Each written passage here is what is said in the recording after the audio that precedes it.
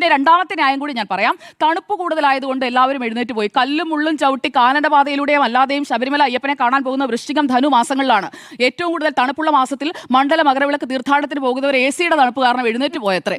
എന്തൊരു ന്യായമാണ്! ന്യായം പറയുന്നതിനൊരു എന്തെങ്കിലും ഒരു ലോജിക്ക് വേണ്ടേ? AC-യുടെ തണുപ്പ് കൂടുതലായതുകൊണ്ട് മാഡം ന്യായം അവിടെ പറഞ്ഞു കേട്ട ന്യായമാണ്, അവിടെ കേട്ട ബൈറ്റാണ്. അവിടെ ഇത് ഭീമൻ രഘു മറ്റേ എഴുന്നേറ്റ് നിന്ന് ന്യായീകരിക്കുന്ന അല്ല, നമ്മുടെ തന്നെ